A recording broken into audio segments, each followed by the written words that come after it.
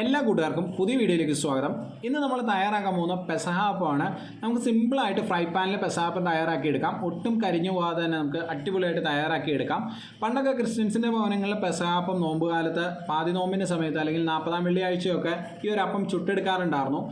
പിന്നെ ഈ അപ്പം പല നാടുകളിൽ പല പേരിലാണ് അറിയപ്പെടുന്നത്. ചില സ്ഥലങ്ങളിൽ ഇതിനെ ഓട്ടട എന്ന് പറയും. ഇപ്പോൾ ഞങ്ങളുടെ നാട്ടിൽ ഇതിനെ കൽത്തപ്പം എന്നാണ് പറയുന്നത്. അപ്പോൾ സമയങ്ങളെ നമുക്ക് വീഡിയോയിലേക്ക് ഇടന്നാലോ. അപ്പോൾ അതിന് വേണ്ടിയിട്ട് ഞാൻ എടുത്തിരിക്കുന്നത് 3 കപ്പ് പച്ചരിയാണ്. പച്ചരി ആദ്യം ഒന്ന് കുതിർക്കാനായിട്ട് വെള്ളത്തിലിട്ട് ഒരു 3 മണിക്കൂറെങ്കിലും ഒന്ന് കുതിർക്കാൻ വെക്കാം.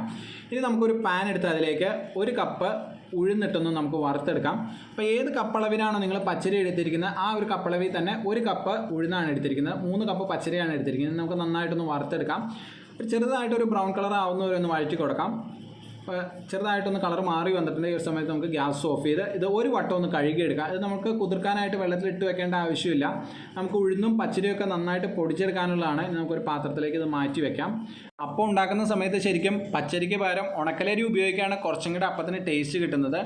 പക്ഷേ ഞാനിന്ന് എടുത്തിരിക്കുന്നത് പച്ചരിയാണ്. പച്ചരി നമുക്കിനി വെള്ളം പോകാൻ വേണ്ടിയിട്ട് ഒരു പാത്രത്തിലേക്ക് ഇട്ട് കൊടുത്ത് മാറ്റി വയ്ക്കാം.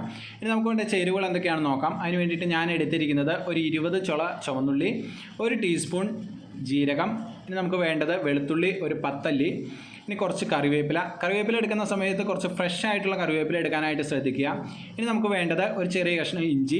ഇനി ഞാൻ എടുത്തിരിക്കുന്നത് 1 കപ്പ് തേങ്ങ ചിരകിയത്. ആദ്യം നമുക്ക് ഒരു മിക്സിയുടെ ജാർ എടുത്ത് അതിലേക്ക് ആദ്യം നമുക്ക് പച്ചരി ഇട്ടൊന്ന് പൊടിച്ചെടുക്കാം.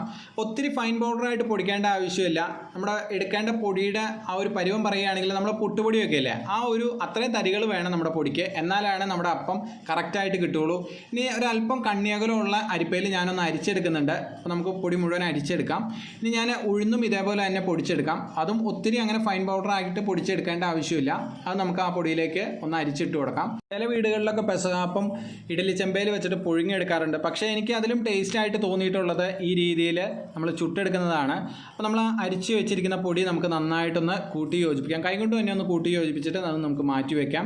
ഇനി നമുക്കൊരു മിക്സിയുടെ ജാർ എടുത്ത് അതിലേക്ക് വെളുത്തുള്ളി ഇട്ട് കൊടുക്കാം. 10 അല്ലി വെളുത്തുള്ളിയും 1 ടീസ്പൂൺ ജീരകവും കൂടെ ഇട്ട് കൊടുത്ത് നന്നായിട്ടൊന്ന് ക്രഷ് ചെയ്തെടുക്കാം. ഇനി നമുക്ക് ഇതിലേക്ക് ഒരു അല്പം വെള്ളവും കൂടെ ഒഴിച്ചു കൊടുത്ത് നന്നായിട്ടൊന്ന് ക്രഷ് ചെയ്തെടുക്കാം. അതിനുശേഷം ഇതിലേക്ക് ചിരകി വെച്ചിരിക്കുന്ന തേങ്ങയും കൂടെ ഇട്ട് കൊടുത്ത് ഒന്ന് നന്നായിട്ട് ഒതുക്കിയെടുത്താൽ മതി. ഒത്തിരി അങ്ങനെ അരഞ്ഞു പോകേണ്ട ആവശ്യമില്ല.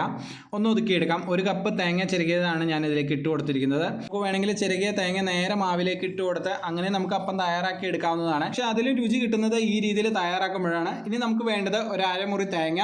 അതിൻ്റെ കൊത്തെടുത്ത് നമുക്ക് കനം കുറച്ചൊന്ന് അരിഞ്ഞെടുക്കാം. നമുക്ക് തേങ്ങാക്കൊത്തും ഇഞ്ചിയും ചുമന്നുള്ളിയും നന്നായിട്ട് എണ്ണയിലിട്ടൊന്ന് വറുത്തെടുക്കാനുള്ളതാണ്. ഇത് നമ്മൾ മാവിലും കുറച്ചിട്ട് കൊടുക്കുന്നുണ്ട്. കൂടാതെ നമ്മൾ അപ്പം ചുടുന്ന സമയത്ത് അതിന് മേളിലും താഴെ ഇട്ട് കൊടുക്കുന്നുണ്ട്. അപ്പോൾ നമുക്ക് ഒത്തിരി കനത്തിലല്ലാതെ വേണം ഈ സാധനങ്ങൾ അരിഞ്ഞെടുക്കേണ്ടത്. നമ്മൾ ചുവന്നുള്ളി ഇഞ്ചി അരിഞ്ഞെടുത്തിട്ടുണ്ട്. ഇത് നമുക്ക് മാറ്റി വയ്ക്കാം. ഇനി നമുക്ക് മാവ് കുഴച്ചെടുക്കാം. ഇനി നമുക്ക് അരിപ്പൊടിയും ഉഴുന്നും ചേർത്ത ആ ഒരു മിക്സ് മറ്റൊരു പാത്രത്തിലേക്ക് മാറ്റാം. അതിനുശേഷം അതിലേക്ക് നമ്മൾ ആദ്യം ഒതുക്കി വെച്ചിരിക്കുന്ന തേങ്ങയും കൂടെ ഇട്ട് കൊടുത്ത് നമുക്ക് നന്നായിട്ടൊന്ന് യോജിപ്പിക്കാം. ഇനി നമുക്കിതിലേക്ക് ആവശ്യത്തിന് ഉപ്പ് കൂടി ചേർത്ത് കൊടുക്കാം. അതിനുശേഷം ഇതിലേക്ക് നമുക്ക് അല്പാൽപ്പമായിട്ട് വെള്ളം ഒഴിച്ചു കൊടുത്ത് മാവൊന്ന് നന്നായിട്ട് കുഴച്ചെടുക്കാം. അപ്പോൾ വെള്ളം ഒന്നിച്ച് ഒഴിച്ചു കൊടുക്കരുത്. മാവിൻ്റെ കൺസിസ്റ്റൻസി നോക്കിയിട്ട് അല്പാൽപ്പമായിട്ട് വെള്ളം ഒഴിച്ചു കൊടുത്ത് നന്നായിട്ടൊന്ന് മാവ് കുഴച്ചെടുക്കാം. നമുക്ക് ഒത്തിരി ലൂസായി പോകാനും പാടില്ല, മാവ് ഒത്തിരി ടൈറ്റായി പോകരുത്. ആ രീതിയിൽ വേണം മാവ് കുഴച്ചെടുക്കേണ്ടത്.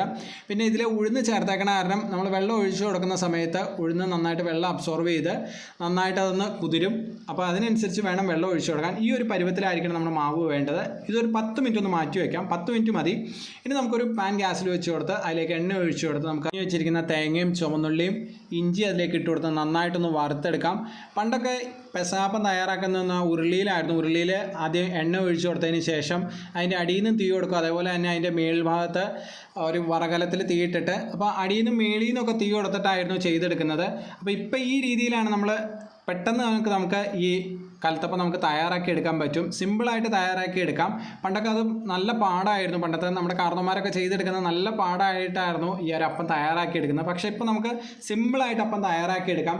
ആവിയിൽ പുഴുങ്ങുകയാണെങ്കിൽ ഇതിൽ എളുപ്പത്തിൽ നമുക്ക് തയ്യാറാക്കി എടുക്കാൻ പറ്റും. ഇപ്പോൾ നന്നായിട്ട് വാടി വന്നിട്ടുണ്ട്. ഈ ഒരു സമയത്ത് ഇതിലേക്ക് ഒരു 2 തണ്ട് കറിവേപ്പിലയും കൂടി ഇട്ട് കൊടുക്കുക. അതിനുശേഷം നന്നായിട്ടൊന്ന് നമുക്കൊന്ന് വറുത്തെടുക്കാം. ഒരു ചെറിയൊരു ഗോൾഡൻ ബ്രൗൺ കളർ ആവുന്നവരെ ഒന്ന് വറുത്തെടുത്താൽ മതി. ഇത് നമുക്ക് മാറ്റി വയ്ക്കാം. ഇത് നമ്മളൊരു അല്പമായിട്ട് ഒരു പാത്രത്തിലേക്ക് മാറ്റി കൊടുക്കുന്നുണ്ട്. ഞാൻ ആദ്യം പറഞ്ഞില്ലേ അപ്പത്തിൻ്റെ മേളിലും താഴെ ഇട്ട് കൊടുക്കുന്നതിന് വേണ്ടിയിട്ടാണ് നമ്മൾ ഇങ്ങനെ ചെയ്തെടുക്കുന്നത്. നമുക്ക് ആ പാത്രത്തിലേക്ക് മാറ്റി വെച്ചതിന് ശേഷം ബാക്കി വറുത്ത് കോരിയ ഐറ്റംസ് എല്ലാം മാവിലേക്ക് ഇട്ട് കൊടുത്ത് നന്നായിട്ടൊന്ന് ഇളക്കി യോജിപ്പിക്കാം. അതിനുശേഷം ഇത് നമുക്ക് ഒട്ടും നേരം വെയിറ്റ് ചെയ്യേണ്ട ആവശ്യമില്ല. നേരെ നമുക്ക് പാനിലേക്ക് ഇട്ട് കൊടുത്ത് നമുക്ക് ചുട്ടെടുക്കാം. അപ്പോൾ അതിനുശേഷം നന്നായിട്ടൊന്ന് ഇളക്കി കൊടുക്കുക. അപ്പോൾ എണ്ണയും കൂടെ അതിലേക്ക് ചേർന്ന് കഴിഞ്ഞാലാണ് അതിൻ്റെ ടേസ്റ്റ് കിട്ടുന്നത്. എണ്ണ നിങ്ങൾ മാറ്റി വെക്കേണ്ട ആവശ്യമില്ല. മാവിലേക്ക് ഇട്ട് കൊടുക്കുക. അതിനുശേഷം നന്നായിട്ടൊന്ന് ഇളക്കി കൊടുക്കണം കേട്ടോ. ഇനി നമുക്കൊരു പാൻ ഗ്യാസിൽ വെച്ച് കൊടുത്ത് ചെറുതായിട്ട് ചൂടായി വരുന്ന സമയത്ത് നമ്മൾ ആദ്യം വറുത്ത് കോരി മാറ്റി വെച്ചിരുന്നതല്ലേ, അത് അതിലേക്ക് ഒരല്പം ഇട്ട് കൊടുക്കുക. അതിനുശേഷം നമ്മൾ ആ വറുത്ത് കോരിയ എണ്ണയും ഒരല്പം ഒഴിച്ചു കൊടുക്കുക.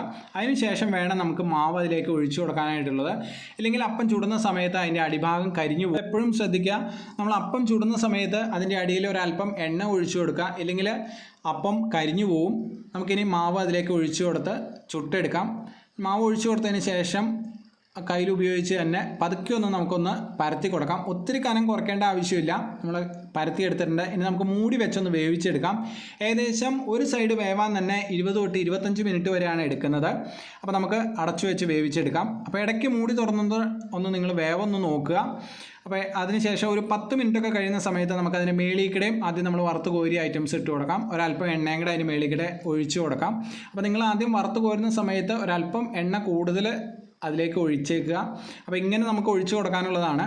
നമ്മൾ അതെല്ലാം ചേർത്ത് കൊടുത്തിട്ടുണ്ട്. ഇനി നമുക്ക് വീണ്ടും മൂടി വെച്ച് അതൊന്ന് വേവിച്ചെടുക്കാം. ഇപ്പോൾ ഏകദേശം ഒരു 20 മിനിറ്റ് ആയിട്ടുണ്ട്. ഇപ്പോൾ ഒരു സൈഡ് വെന്തിട്ടുണ്ട്. നമുക്കത് മറിച്ചിട്ട് മറ്റേ സൈഡും വേവിച്ചെടുക്കാം. അപ്പോൾ ഇതേപോലെ 2 സൈഡും വേവിച്ചെടുക്കാം. അപ്പോൾ പാനിലാവും നമുക്ക് കരിഞ്ഞു പോകില്ല. പിന്നെ എപ്പോഴും ശ്രദ്ധിക്കേണ്ട, ഗ്യാസ് ലോ ഫ്ലെയിമിൽ ഇട്ടിട്ട് വേണം ഇത് കുക്ക് ചെയ്തെടുക്കാൻ. ഏകദേശം 20-25 മിനിറ്റ് ഗ്യാസിൽ ഇരിക്കേണ്ടതല്ലേ. അങ്ങനെ നമ്മുടെ അപ്പം ഇവിടെ തയ്യാറായിട്ടുണ്ട്. അപ്പോൾ നിങ്ങളെല്ലാവരും ഇതും ട്രൈ ചെയ്ത് നോക്കുക. അപ്പോൾ ഈ പെസഹാക്ക് ഈ രീതിയിൽ അപ്പം എന്താണെങ്കിലും തയ്യാറാക്കി നോക്കുക. നിങ്ങൾക്ക് വളരെ എളുപ്പത്തിൽ തയ്യാറാക്കാം. ഒട്ടും കരിഞ്ഞു പോകാത്ത രീതിയിൽ. ഈ വീഡിയോ നിങ്ങൾക്ക് യൂസ്ഫുൾ ആയെന്ന് കരുതുന്നു. വീഡിയോ ഇഷ്ടമായി തീർച്ചയായിട്ടും ലൈക്ക് ചെയ്യണേ.